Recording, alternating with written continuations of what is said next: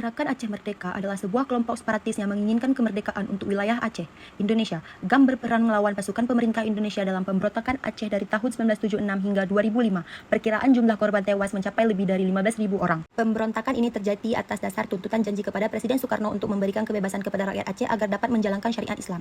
Berangkat dari kekecewaan Aceh terhadap pemerintah akibat pemberontakan DITI, Hasan Ditirau mendirikan Aceh Merdeka. Gerakan Aceh Merdeka muncul dari rasa ketidakadilan masyarakat Aceh kepada pemerintah karena dirasa kurang menghormati dan memperhatikan pembagian alokasi sumber daya alam. Yang berhak dinikmati rakyat Aceh merupakan hak rakyat Aceh serta keinginan untuk menciptakan sistem politik Aceh yang berlandaskan ciri khas identitas budaya dan etno-religius dengan menegakkan syariat Islam tidak terpenuhi. Oleh karena itu, konflik bersenjata yang berkecambuk di Aceh selama lebih dari 2 dekade bukan hanya soal pertarungan ideologi atau perjuangan kemerdekaan. Di balik senjata dan operasi militer tersembunyi catatan kelam pelanggaran hak asasi manusia yang meninggalkan luka mendalam bagi rakyat Aceh. Dalam situasi yang penuh ketegangan, aparat negara dan kelompok bersenjata terlibat dalam tindakan yang jauh melampaui batas hukum dan kemanusiaan. Salah satu bentuk pelanggaran HAM yang paling mencolok adalah pembunuhan dan pembantaian banyak warga sipil dan aktivis yang dibunuh sewenang-wenangnya, termasuk pembantaian massal seperti kejadian Simpang KKA yang ada di Aceh Utara. Jadinya tragedi Simpang KKA berawal dari hilangnya anggota TNI dari Kesatuan dan Rudal 01 Pulau Rungkom pada tanggal 30 April 1999. Anggota diduga menyusup ke acara 1 Muharram yang sedang diadakan oleh warga desa Cot Murung.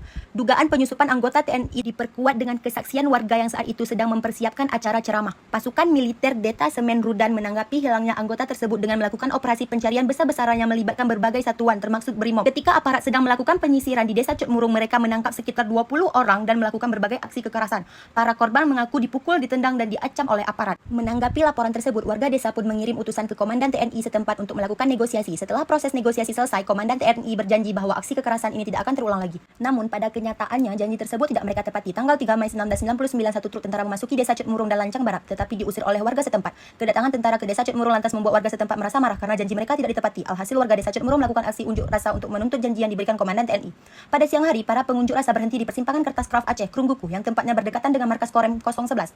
Warga kemudian mengirim 5 perwakilannya untuk berdiskusi bersama dengan komandan. Sewaktu diskusi sedang berlangsung, tiba-tiba jumlah tentara yang mengepung warga semakin banyak. Warga pun mulai melempari batu ke markas Korem 011 dan membakar 2 sepeda motor di sana. Setelah itu, 2 truk tentara artileri pertahanan udara Arhanud yang dijaga oleh Detasemen Rudal 001 Lilawangsa dan Yonif 113 Jaya Sakti datang dari belakang. Mereka mulai menembaki kerumunan warga pengunjuk rasa. Dari peristiwa ini setidaknya 46 warga sipil meninggal, 156 mengalami luka tembak dan 10 orang hilang. Oleh karena itu, peristiwa Simpang KKA adalah sebuah peristiwa pelanggaran hak asasi manusia yang berat yang terjadi di negara Indonesia ini. Namun sampai sekarang belum ada upaya serius pemerintah guna penyelesaian secara hukum sebagai bentuk pertanggungjawaban negara. Peristiwa ini ditetapkan sebagai pelanggaran berat terhadap HAM oleh Komisi Nasional Komnas HAM pada 14 Juni 2016. Berdasarkan hasil penyelidikan Pro Justisia, sebagaimana mandat ini diatur dalam pasal 18 Undang-Undang Nomor 26 Tahun 2000 tentang Pengadilan HAM.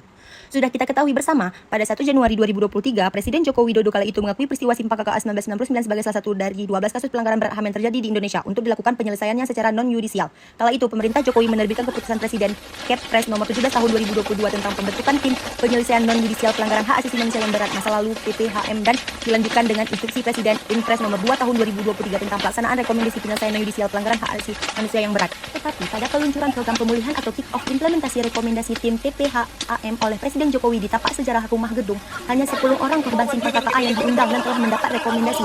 Padahal sebelumnya, Ketua Tim PPHM Makarim Wibisono menyampaikan bahwa semua korban akan diundang pada acara kick-off di Rumah Gedung. Namun kenyataan yang terjadi justru sebaliknya, di mana hanya 10 orang korban peristiwa Simpang KKA saja yang diundang. Dan sampai detik ini belum ada lagi penyelesaian yang betul-betul selesai tentang pertanggungjawaban negara terhadap korban-korban pelanggaran HAM yang terjadi di Aceh ini.